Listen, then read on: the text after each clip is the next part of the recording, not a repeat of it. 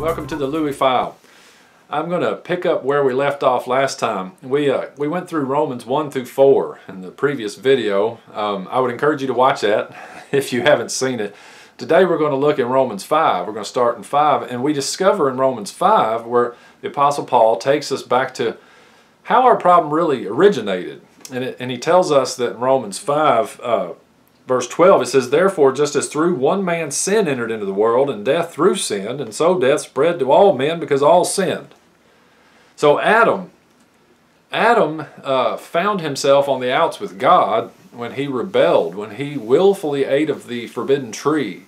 He was not deceived. He did it willingly, and he did it knowing that it was forbidden. Now, albeit I don't think he was intending to reject God. I think what he wanted to do was he wanted to be in charge of his own life, but at the same time have God in his life. Sounds like a lot of people I know. Okay, moving right along. All right, so Paul is telling us that Adam is the source. Well, Satan is really the source, but Adam is the human being that represents us all. And then he's saying that in him, we were in him. We were in Adam when Adam partook of the forbidden tree. In him was all of humanity. He was the, what some might call, the corporate head of humanity. So in him we sinned. So therefore all of us, from Adam all the way up to me and you today, all were born in his image. See, God created Adam in his image, God's image, but after the fall we were all born in the image of Adam, which is fallen man, dead in our trespasses and sins. So we had a problem and we needed rescued. So in Adam all die. And then if you go on in Romans 5, it tells us that verse 17, "For if by the transgression of the one death reigned through the one, much more those who receive the abundance of grace and of the gift of righteousness will reign in life through the one, Jesus Christ." So the first Adam brought in sin, which brought in death. The Bible calls Jesus the last Adam. And when we are joined up to him by faith, then he gives us life and righteousness and peace with God. So one man brings in the trouble, one man fixes the trouble. But either way, we must be joined. So we have to be taken out of the first Adam and placed into the last Adam. And this is where Romans 6 comes in. Very, very crucial and important points being made in this chapter.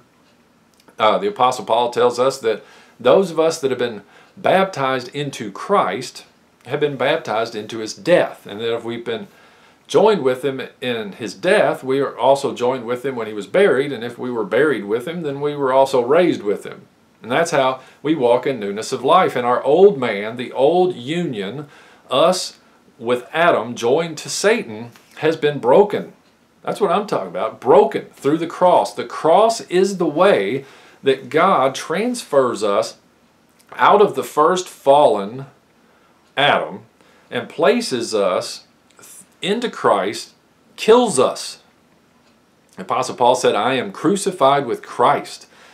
So we are joined to Adam in the sin, and then by faith we are joined to Christ, the last Adam, in his performing of the right thing, the righteous act, by obedience even unto death.